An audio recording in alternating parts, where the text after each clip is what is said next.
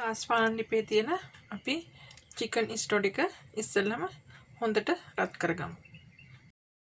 මම හදන්නේ ගාර්ලික් මස්ටර්ඩ් chicken soup එකක් නිසා මම ඉස්සෙල්ලම ගාර්ලික් ටික දාගන්නවා. මේකේ ගෙඩි එහෙම පිටිම දාගන්නේ. කපලා එහෙම නැහැ. මොකද අපි හොඳට තම්බනෝනේ සුප් එක. තම්බලා ඉවරලා බ්ලෙන්ඩ් කරමු. ලුණු ටිකත් ඒකටම දාගමු. ලුණුත් මම ලොකුවට කැපුවේ. මම සුදු බී ලුණු ගෙඩියක් කරන් තියෙන්නේ. රතු බී ලුණු ගෙඩියක් උනත් කමක් නැහැ. ඊළඟට දාගමු කැරට් ටික.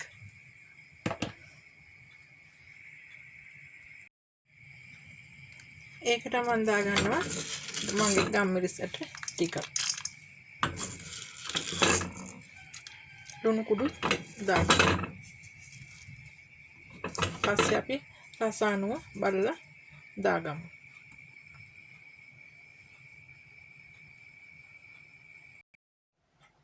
කැරට් එක හොඳට තැම්බිලා තියෙන්නේ දැන්. විනාඩි 10ක් විතර මම තැම්බුවා. දැන් මම ඒකට දාගන්නවා මස්ටර්ඩ් ටිකත්.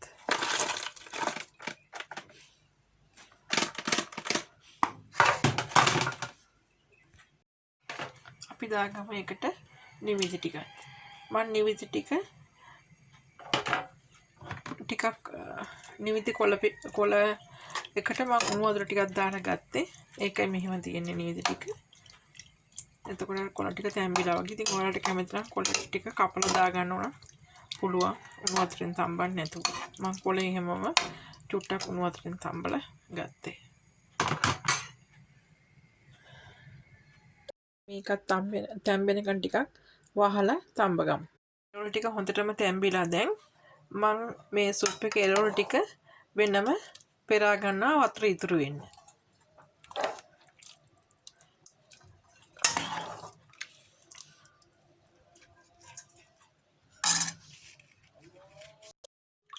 හරි දැන් එළවලු නෑ. දැන් වතුර ටික විතරයි තියෙන්නේ. ඒක අපි ටිකක් කරලා තියමු. මේ එළවලු ටික මේ තියෙන එළවලු ටික මම වෙනම පෙරා ගත්තා.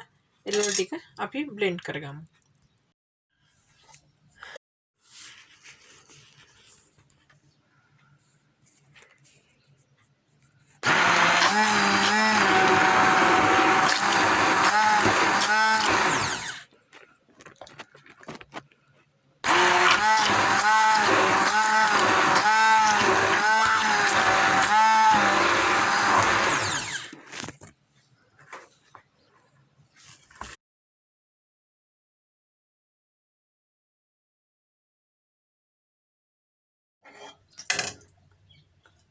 මම මේ බ්ලෙන්ඩ් කරගත්ත මගේ එළවලු ටික මම දානවා මේකට දැන්.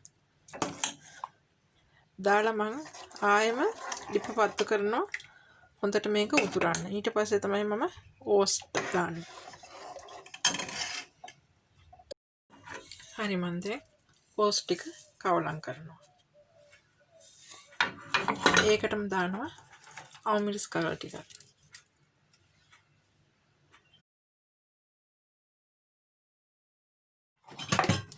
චිකන් බ්‍රෙස්ට් ටිකත් මම චූටියට කපා ගත්තා. ඒ ටික අපි මේකට දාලා කවලම් කරගමු.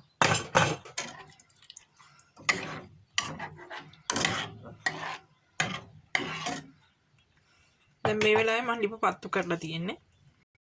දෙන්නේ නැති වෙන්න හොඳට හැඳිගගා උතුරවන්න. මොකද දැන් ඕස් දාලා තියෙන නිසා කැටි ගහන්න බලයි. ඒක නිසා කැටි ගහන්න දෙන්නේ නැතුව දිගටම හැඳි ගහන්න.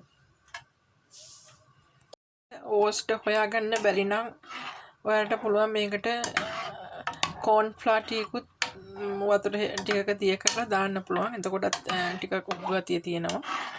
එහෙම දාන්නත් පුළුවන්. මම දැන් මේකට දාගන්නවා කුකින් ක්‍රීම් චුට්ටක්. ඔයාලා තියෙනවන් දාගන්න.